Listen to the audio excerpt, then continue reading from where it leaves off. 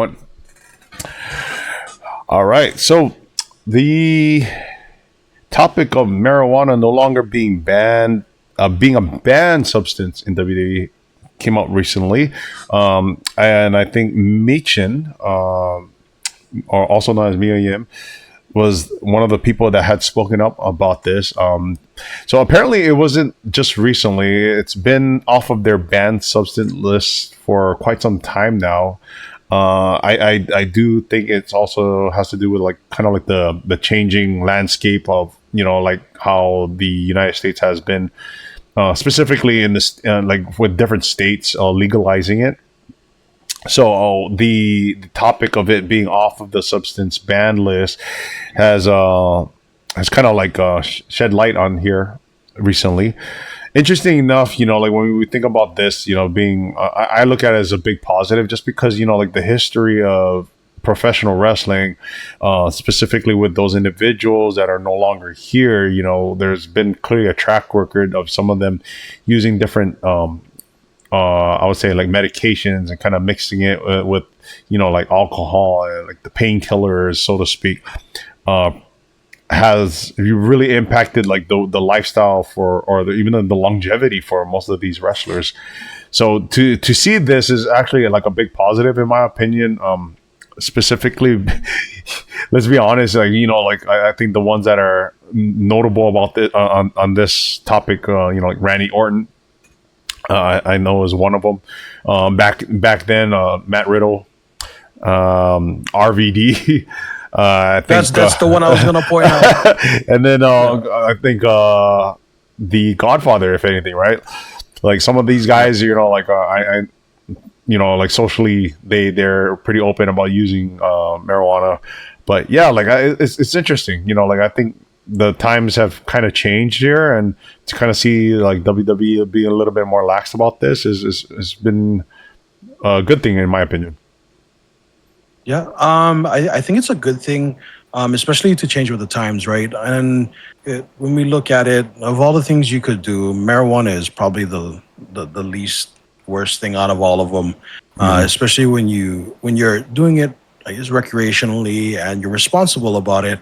Like you were saying, RVD, right? RVD is a huge proponent of weed smoking, and we've heard stories about back in the day where some guys would test positive for their drug tests, and then blind eyes return, right? Yeah. So they would just wash it under the rug, and it'd be gone. And I can't say for sure because we don't know, but I'd be willing to bet that it's probably happened to RVD. He came up positive for THC. And yeah, because he's a moneymaker, right? He's the whole damn show, right? And I mean, they probably turned a blind eye to him, maybe once or twice, who knows? And he probably does it responsibly. I would say if WWE is going to continue to keep it as something that's not on their ban list, I would say yes, do it that way. But I would also say to keep an eye on it. Make sure that it's not affecting their brand, because if it's one of those things where they're doing it and it's affecting their performance in ring, then I would say ban it, not because it's an illegal substance, but ban it because it's affecting the overall product, which affects the bottom line. Like when what was it? When Jeff Hardy was doing that one match with, was it Sting? Sting, yeah. Oh man, that was rough. And I think he was taking pills and mixing alcohol or something like that. Something, right? yeah. He was on something. He was inebriated, couldn't perform. Yeah, no, it was. Oh, that was hard to watch. And if it gets to that point, then I would say, yeah, hey, maybe they should go back and look at the effects of what's going on, and maybe consider, okay, well, this is banned while you're on the road. If you're off the road, you know, it's up to you guys. But as of right now, if it's not affecting the brand and WWE sees that their talent can handle it responsibly, I mean, power to them.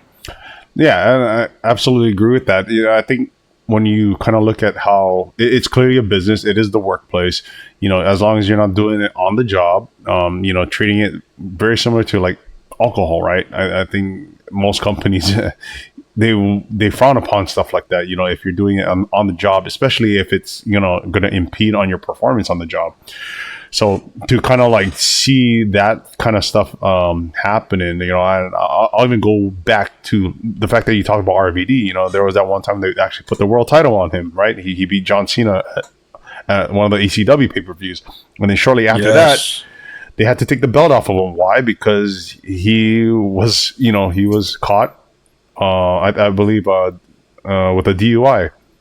He was driving under influence, right? And they clearly didn't want that kind of like PR for their own heavyweight champion, for that matter. So like when you think about those kind of scenarios, I understand that the justification of like disciplining your talent in that sense. But yeah, like going back to kind of like Mitchin, like she was talking about how she uses it like on a Saturday, but she goes back to working out on Sundays, and like she's back to work the rest of the weekdays.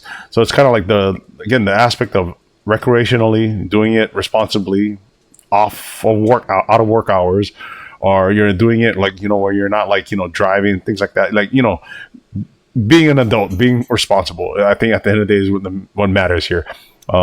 I think the last person that was actually even caught, I think was just the possession of it. I think it was like Liv Morgan. She was. Oh yeah, she got arrested for that. Yeah, she had like that mugshot, but then she was like released on bail. But like it didn't hurt her, because like the way I think it was looked at, it was like yeah, she clearly had it on her, but it's not like she was using it at that time. So like WWE, I think, handles it well. It's not like they punished her or like made her trajectory of being a prominent face on TV go away. So yeah, at the end of the day, I think they're clearly moving along with as times have changed, and I think when you think about this too, with like regular pro sports, right? I'm not too sure exactly how like the NFL or like the NBA handles this, or even Major League Baseball for that matter. But like I think a lot of athletes have gone on record saying like they've used it, prior to like a game, if anything, but a lot of it too is just the fact, because of like how strenuous and how physical the sport is, whether or not it's really impeding on their performance. I think you kind of called it out, where like sometimes, like they turn the blind eye, but like to each his own. At the end of the day, I don't know exactly how they manage this kind of stuff in those type of like sports leagues, but focusing on pro wrestling here, WWE, I think has clearly seen like the historical impact of their wrestlers using other types of medication, and like how that has kind of panned out.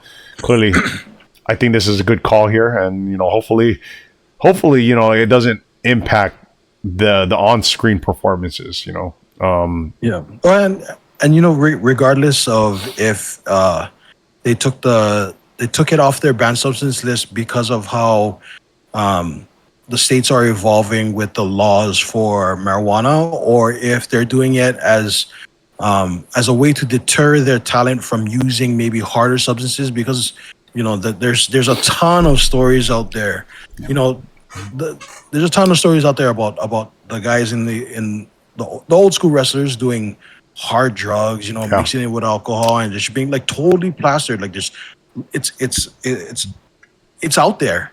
Yeah. And a ton of them did it. A ton of them have admitted it, right? Yeah. And if this is WWE's one of WWE's ways of trying to deter their talent from using harder drugs by allowing something that is not necessarily going to get them in trouble and may not necessarily affect their performance if it's used within a responsible way, then I mean, I guess that's a good thing, right? Yeah, it's definitely a bit destigmatized, like let's be honest, like like the Netflix debut, like Travis Scott like lighting one up, so it's like no, straight up, bro. They had him on TV, I'm sure like people I was tripping. People were like, he's not he's not vaping, like just like any nicotine pen over there. Right. I was surprised they let that go, but I mean, it just goes to show where TV and the product is going, just in general. Yeah, it's evolution.